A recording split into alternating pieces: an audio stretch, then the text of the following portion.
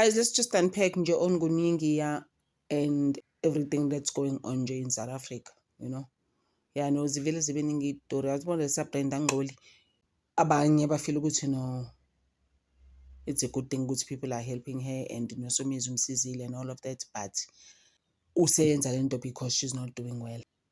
It was just an act. Cabanga guys.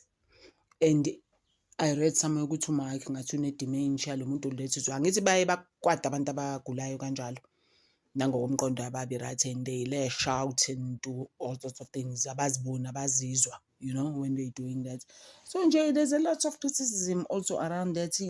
NoSomizi ba-edile imali zabo no Connie Ferguson. Remember I said the other day ukuthi nayo ufake 50,000 and she's worked for Connie Ferguson Films anyways before. She was just also talking on i-podcast kaMacG ukuthi nje uConnie Ferguson njena is a nice person, abamkhuluma kabi aka-understand and bona babethi mase beqedile ukusebenza baphiwe ukudla, not because of that, you know, they would get food mase behamba on the set, ukudla bekusalile when they were eating, I mean when they were acting them. But uConnie Ferguson is a nice person. So uyabona guys, into yabantu uma sesekukhulunywa ne asifani how we see people. Uyabona ukuthi baningi abantu abakhuluma kabi ne-late husband yakhe ukuthi yakhona Ferguson ukuthi babe abantu abangekho right, yabo. So we will never know for sure. Like I'm saying ukuthi asikhulumi ngokufana when it comes to people. Abanye basho izinto engekho right about people and uyibona ukuthi yazi this is actually not right ngoba ngiyamazi umuntu u-right most umuntu lo. Sidlule lapho siye kuZuluBhalo. uZuluBhalo vele washadela ne-American wayitholela i-citizenship guys. At first I thought it was a joke. Mhlambe it's not true, but I feel ukuthi bayile ngempela kamuhle wali mhlambe overseas babhalisa. I'm just like he can do whatever he wants guys. He's been through the most naye. He needed something, you know, that's gonna make him happy. Mese kuzoba indoda ka Nozipho Ntshangase yashada noSisters. Bathi kuSisters uyintombi into, and then someone was just nje criticizing ukuthi these people laba all businessmen bayithanda lento of going to these churches bayofuna intombi into. And apparently indoda kaNozipho Ntshangase has been Mr. Ntshangase going to this church for 5 years until azayitholele intombi into. And then abanye bebe criticize ukuthi why are you standing next to a shack, because they're standing in some shack somewhere.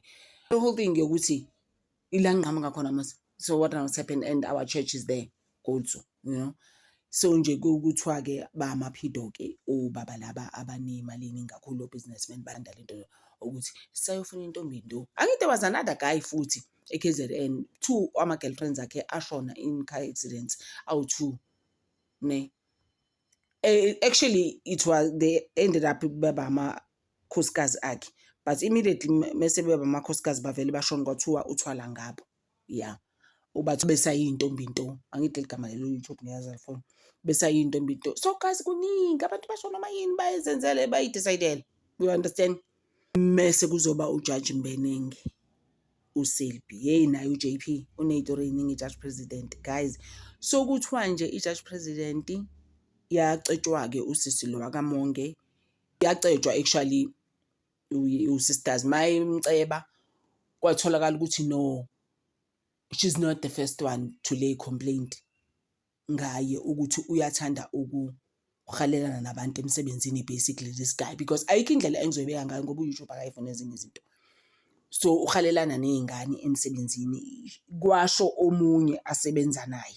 Otho you're not the first one to come and lay complaint ngalo. Lo vele uyahalelana. So uSisters was now crying, bembuza imibuzo ke usisi lo akaMonge ko secretary ka ex-secretary ka JP. Bembuza ukuthi awu so sisi, so wena wabona ke into yakhe kuZipho ke usukhukhumela uZipho. What, there's no other way I'm going to sugarcoat it. Wayesebatshiwe lo muntu lo wayebatshwa basically umbona ukuthi uyangifuna. Uthi so wena masubona uZipho wakhe ke kanjalo lokho ekukhuphukisa uZipho ekukhuphukise wehlisa wasethini kona, wasethi mina enangimunca into yakhe likhohlakele nalo leli jaja lelidala. Hi guys, I was just like wow. Like I had said also ukuthi nayo deSimongwe lady sebemjikele uMonge lo, bamjikele bafila ukuthi nawo awuthuli ijaji likubonisa izinto zalo silithi imncinto yakhe and all of that, ebizinto yakhe Anaconda wawuthule la. So now you coming up with stories like wawungafuni ukubona. And i-judge president says ukuthi uSistazi who has been dishonest with some of the things, she is actually a liar, some of the stuff would never happened. Ukubona leyo nto. And ngaleso sikhathi i-judge president is actually represented by 3 councils. Ngapha uMiss Monge yena representwa pro bono by some women's council, and because we have to support her. At the end of the day, she went through this thing. Not just as much as ukhuluma amanga and all of that, but most of these things you can tell they actually did happen. Just they are questioning the whole thing. So wawuthuleleni for such a long time, and then there's some emojis and some of the texts that you had with the judge president, you omitted them. Like what's up with that? One of the legal experts who was just trying ukuthi ahlaziye le case, she was just saying ukuthi, besides ukuthi, she was like, fine, I'm a woman and all of that, but how do we even get off and get judges abanjena? Like where are the norms and ethics? Umuntu onjani okhuluma kanje at work, wehlisa namabhlukwe wakhuphule at work and ngapho uqhanyelwe, like what's up with that?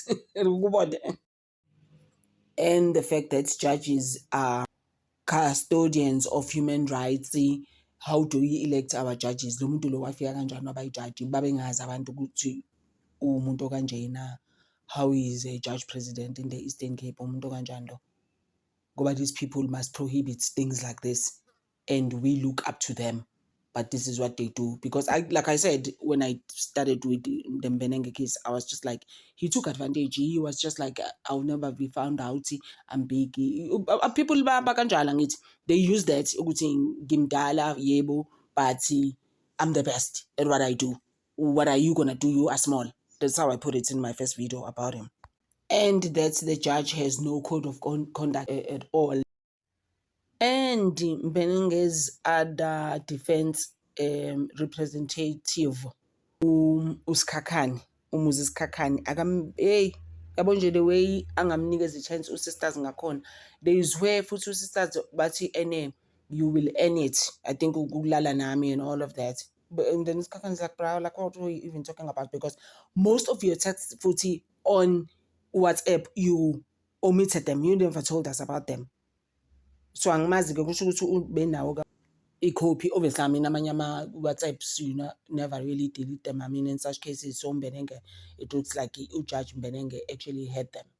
Wakhombisa illegal team yakhe basically ukuthi ubukani phela lo Sisters nayo ayibhizi elabeling engitshela izinto on the side. And the judge president is denying everything, and bathi manje uSkhakhane is like, I'm going to bring a witness actually. But see, witness guys ingena kanjani when a person is saying stuff to me on the side? Where is the witness gonna come from? Like I don't even understand the witness thing. Ngoba you are busy saying to me, ngoba bathi i-judge legalati, you don't know the effect that you have on me. Is there anything like that, my guys? Then i-witness iyakuzwa lokho, ubale i-witness basebenza ngalo umuntu. Ngoba normally abantu bakanje lezi zinto le, they do the stuff on the side. Ukubona leyo nto le. So now, hi. And i-complaint yakhe yokuqala uMiss Monge yalahleka yango-2022 abayiboni, and then she didn't have a copy because she actually lodged the complaint here in Midrand. After that, selahlekile futhi i-complaint yakhe. I'm just like, even now, does not make sense. So njengamanje into elwelwayo ukuthi i-consent and willing to participate eka-Sisters is being questioned here, and the credibility yakhe uMoses Khakhane ubhizi naye uzamhleke guys abe-Sarcastic Brothers athi nje hey, so uthi uJudge President fanele afake kwi-institution mase etholakala ukuthi u-guilty, and fanele axolise to all the Eastern Cape women. Are you serious, Sisters, right now? Cabanga guys. And another concern about Andiswa Mengo is that she had a chance to address izinto zakhe with the judge president. Athi, bra, please stop sending me things. Musulibele ungxasa, unghalela, and all of that in the office. So she's also omitting other things ababe khuluma ngokuthi bangalalana and all of that. Ukubona leyo nto leyo.